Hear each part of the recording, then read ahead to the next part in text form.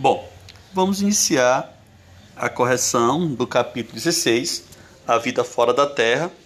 Esse conteúdo ele foi trabalhado na aula passada, tá? E é um conteúdo, né, em que traz como habilidade, né, nós vamos selecionar alguns argumentos de viabilidade da sobrevivência humana fora da Terra, com base nas condições necessárias à vida, nas características dos planetas, nas distâncias e nos tempos envolvidos em viagens interplanetárias e interestelares, tá certo? Bom, a primeira questão, ela trouxe, né, aqui a questão da corrida espacial, que aconteceu entre Estados Unidos e União Soviética, tá? Isso aconteceu entre 1957 e 1975, né? Lembrando que a corrida espacial ela também fez parte da Guerra Fria, tá? A Guerra Fria foi um dos episódios que marcaram, tá certo, a segunda metade do século XX. A pergunta é: com base no texto desse capítulo, monte um pequeno resumo explicando como ocorreu essa disputa pelo controle do espaço. Bem, pessoal, na verdade, a corrida espacial, né, como já foi dito, ela aconteceu, tá? E envolveu, na verdade, dois países, União Soviética e Estados Unidos, tá? Na Guerra Fria, durante a Guerra Fria, tá certo? E a União Soviética ela saiu na frente da disputa ao enviar o primeiro astronauta ao espaço. Depois disso, em 1963, enviou a astronauta soviética Valentina Tereshkova, primeira mulher a viajar pelo espaço. Já os Estados Unidos, está faltando aí um S, Estados Unidos, sentiu a pressão de dar um passo ainda maior na corrida espacial e lançou a Apollo 11, tá? Que levou o homem à Lua. Vocês podem colocar aí em 1969, tá bom? Então nós vivíamos uma tensão, né? Uma tensão entre esses países pela hegemonia mundial, né? E eles usaram também a corrida espacial para mostrar o seu poder para o mundo, tá certo? Na segunda questão, nós temos aí, pessoal, a cadela Laika, né, que foi o primeiro ser vivo a orbitar a Terra a bordo de um foguete, tá? O Sputnik 2. Lembrando que a Laika ela foi enviada, né, em 1957, tá? E ela acabou morrendo, né, logo pouco tempo depois do lançamento, poucas horas depois do início da missão, tá? Eles já sabiam que Laika não voltaria para a Terra, era uma viagem só de ida, tá? E assim fica a grande pergunta, né? Na sua opinião, será que o sacrifício de animais realmente são justificados em função de avanço tecnológico? Tá? Eu fiz essa pergunta está na atividade e ela, né, você vai colocar a sua resposta, uma resposta pessoal em relação a esse assunto, tá legal?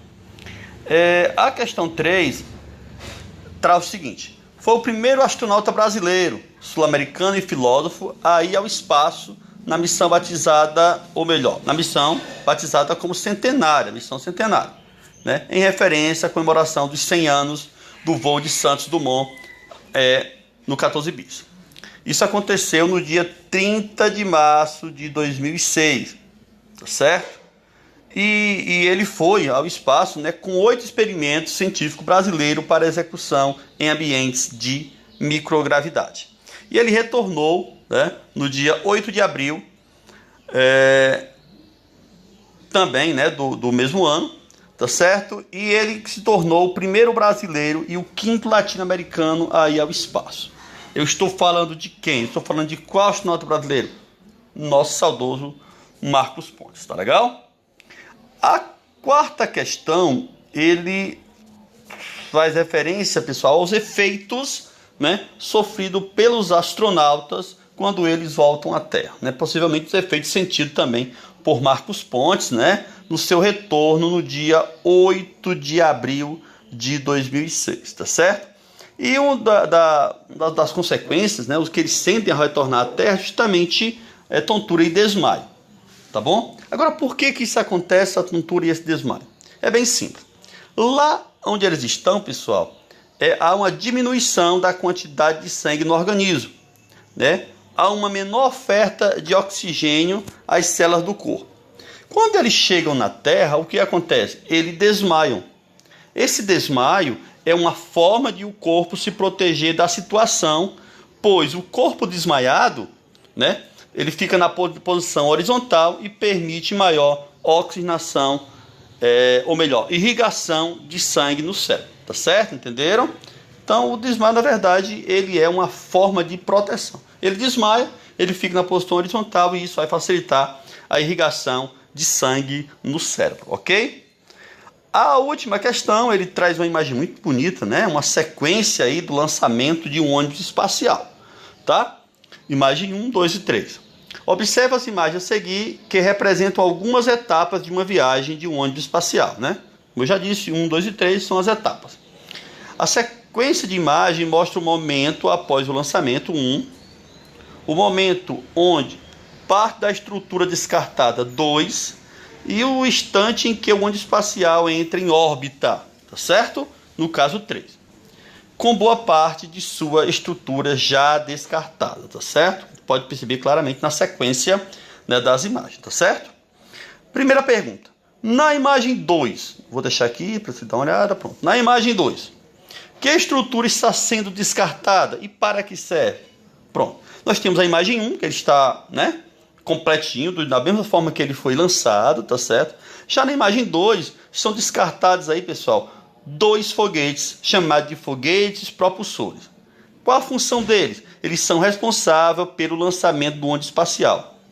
Eles utilizam combustível sólido e só param a combustão, quer dizer, a queima, quando todo o combustível for utilizado. Tá? Então, o que nós temos, pessoal, na verdade, eles são descartados, esses foguetes. A função deles é tirar realmente o ônibus espacial da Terra, permitir, né, o seu lançamento, tá certo?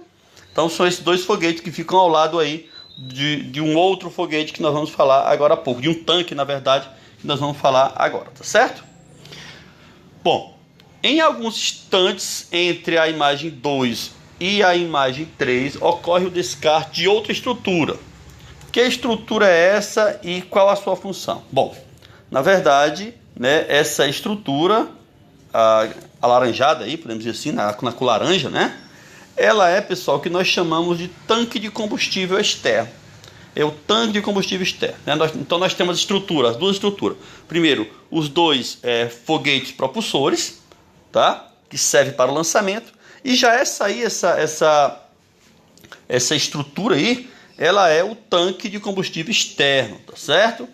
Esse tanque contém combustível líquido utilizado pelo motor principal do ônibus espacial para manobras que adequam o ônibus à órbita. Quer dizer, na hora que ele sai da órbita da Terra, né, para as manobras que o ônibus vai fazer, tá, lá na órbita da Terra, ele vai precisar desse tanque de combustível, tá certo? Esse tanque de combustível. Lembrando que esse combustível é líquido, tá? Utilizado nesse tanque. Já o combustível dos propulsores, ele é um combustível sólido, tá bom?